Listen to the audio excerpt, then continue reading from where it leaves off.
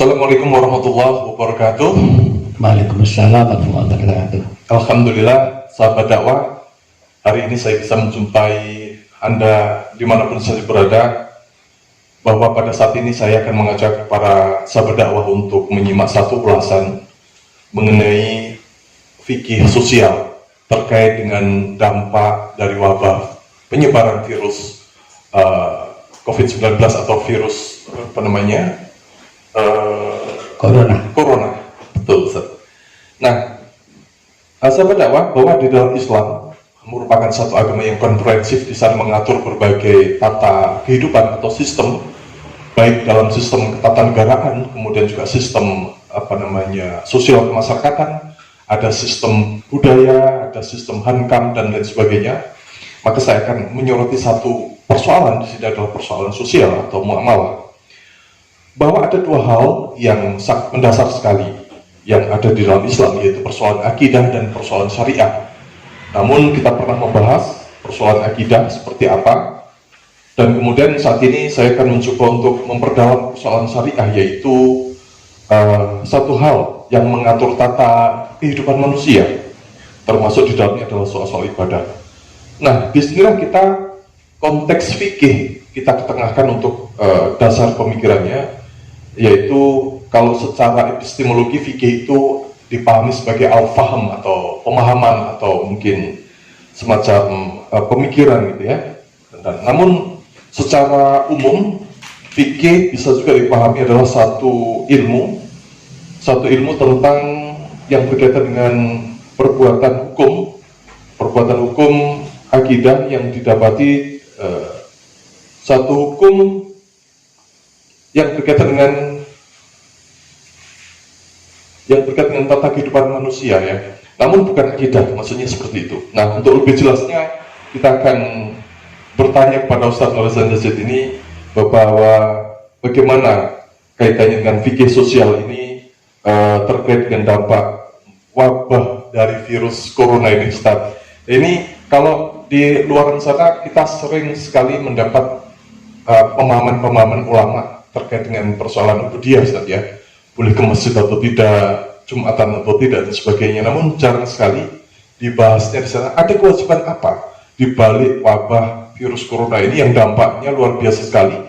Orang tidak bisa keluar rumah dan akhirnya mereka harus disupport.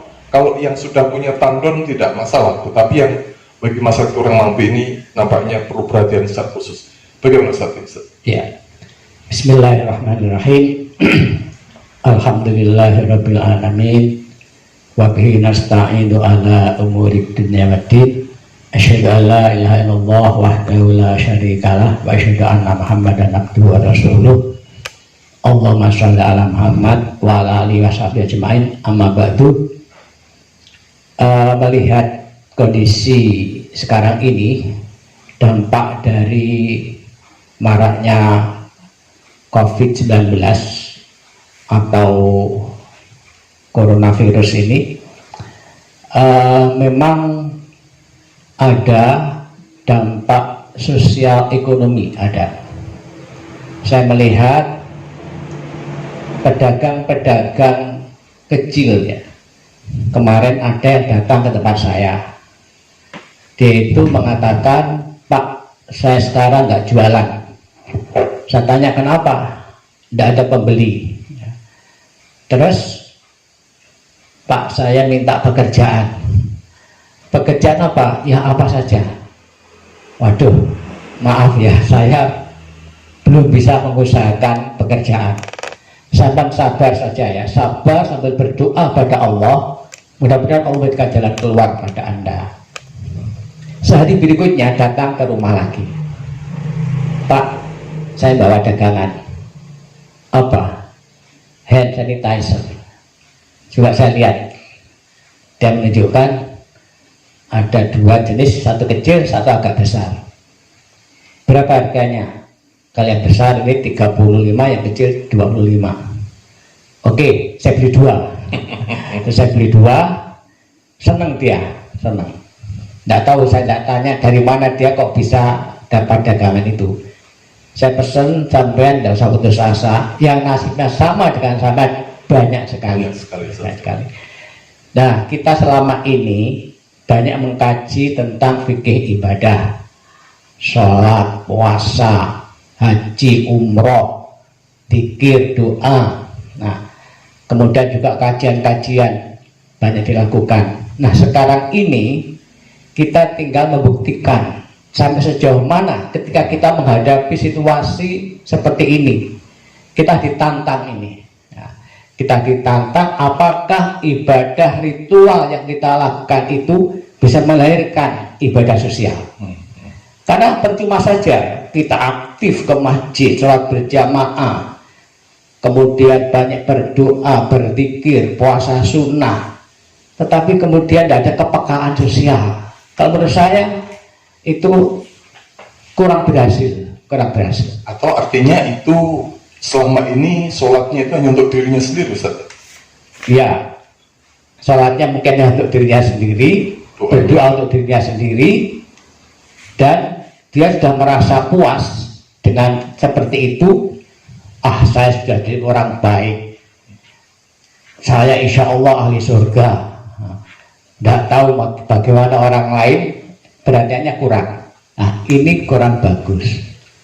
Ingat pesan Allah dalam surat Ali Imran 110 itu ya, kuntum khaira ummatin, kamu adalah umat terbaik. Tidak berhenti di situ, ukhrijat linnasi, dikeluarkan untuk kemaslahatan umat manusia. Jadi kalau kita sudah berupaya menjadi orang yang baik, yang terbaik, bahkan ya bagaimana kita bisa memberikan manfaat kepada orang lain. Inilah barangkali yang perlu kita lakukan dalam situasi yang seperti ini. Bagaimana kita bisa mengurangi beban-beban dampak sosial dari COVID-19. Ya. Baik Ustadz, kalau kemudian tadi sempat juga saya dengarkan Ustadz menyampaikan bagaimana doa kita, sholat kita, ketika kemudian tidak ada satu kepekaan sosial, barangkali memang sholat itu hanya untuk dirinya sendiri, doa itu hanya untuk dirinya sendiri, untuk keluarganya sendiri. Padahal Islam tidak seprimordial itu, Ustaz. Nah, lalu kemudian dalam persoalan ubudiyah dan persoalan muamalah ini, mana dalil yang lebih didahulukan, Ustaz, dalam kondisi seperti ini? Ya, dalam kondisi seperti sekarang ini, oke lah, ibadah ritual tetap kita lakukan ya,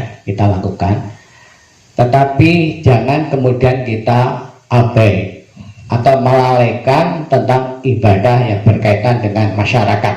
Orang menyebut ibadah sosial, karena ini sebagai ujian bagi kita apakah ada kepekaan, karena kita umat Islam ini dituntut untuk bagaimana bisa menjadikan masyarakat ini menjadi masyarakat yang baik juga. Bukan kita saja yang baik, tapi masyarakatnya juga baik, terutama secara ekonomi mereka tertangani. Dan insya Allah kalau mereka itu tertolong, ibadah mereka secara ritual pun mereka akan bisa digerakkan kembali ke masjid lagi ketika situasi sudah normal. Dan kalau misalkan orang-orang yang mampu, yang kaya, yang punya kelebihan rezeki, tidak peduli terhadap masyarakat kecil, ini bahayanya apa? Akan menimbulkan kecemburuan sosial yang kemudian melahirkan kekacauan sosial, anarkisme, pencurian, perampokan.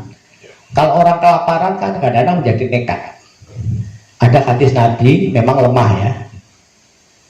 Kada fakru ayakuna kufro.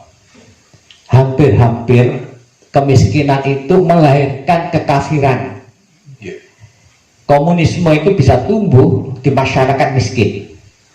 Mereka diiming-iming untuk nantinya kita hidup dalam keadaan sama rasa, sama rata, tidak ada lagi orang miskin, semuanya tercukupi, itu iming-imingnya, sehingga mereka mau mendukung Partai komunis itu ya, Iya, pemahaman komunis itu. iya. Islam tidak seperti itu. Dan mereka, komunisme itu kan mengadu domba ya, antara orang kaya, mereka sebut sebagai kaum borjuis, orang miskin mereka sebut kaum proletar. Kaum proletar diujui supaya mau melawan kaum borjuis. Bagaimana supaya mereka jatuh, kemudian dikuasai oleh kaum proletar, kemudian setelah itu diwujudkan masyarakat ideal, tidak ada kaya miskin, semuanya sama rata, itu kebohongan semuanya. Islam tidak seperti itu. Islam itu menyadarkan orang kaya, harta kamu itu ada sebagian menjadi haknya orang miskin. Ada zakat, ada infak, ada sedekah dan lain sebagainya. Nah, jadi hubungan kaya miskin menjadi akrab, erat, tidak diadu domba seperti sistem komunisme tidak. Ya, artinya di sana Islam mengajarkan membangun suatu sistem sosial, Ustaz. Iya. Nah, kalau boleh kita meminjam satu istilah dari siapa namanya, Pak Amin Rais di sana. Ada istilah kesalahan sosial, Ustaz. Oh iya. Ini barangkali perlu dijelaskan. Kesalahan sosial itu yang masih membawa keimanan. Kalau kita sebenarnya satu kesalahan itu sudah sangat-sangat utuh, menyangkut kalau memang sholatnya soleh di dalam sholatnya, ibu budianya tentu juga kan seharusnya soleh di dalam amaliyah yang lain. Iya. Ini bagaimana, Ustaz? Iya, benar. Jadi sebenarnya kalau orang itu secara individual soleh, maka dia secara sosial juga seharusnya soleh ya. Mengistilah kesalahan sosial, dulu Pak Amin Rais yang menyampaikan, yang dimaksud beliau adalah seorang mukmin di samping dia secara individual dia soleh, sholatnya bagus, puasanya bagus, tapi tidaklah juga secara sosial juga soleh, tapi tetap dilandasi keimanan. Soalnya apa? Soalnya ada juga golongan lain yang pakai istilah kesalahan sosial tadi ya. Tapi kalau Islam dasari keimanan, dan itu lebih kuat, lebih kokoh, dan insya Allah akan mudah berhasil begitu. Baik pemirsa, kita akan masih melanjutkan gagasan atau pikiran-pikiran ini, namun kita akan masuk pada satu pemikiran bagaimana membangun sistem sosial yang sudah ada di dalam konsep Islam. Maka di sana kemudian satu lembaga sebagai benteng atau jejaring pengaman sosial, sehingga kemudian kita nanti akan tidak selalu terulang keadaan kita merasa kekurangan ketika bencana-bencana datang seperti ini. Dan itu ada dalam video berikutnya. Jangan kemana-mana, tetap untuk di channel 4 Mei, dan saya akan kembali untuk membahas persoalan tersebut.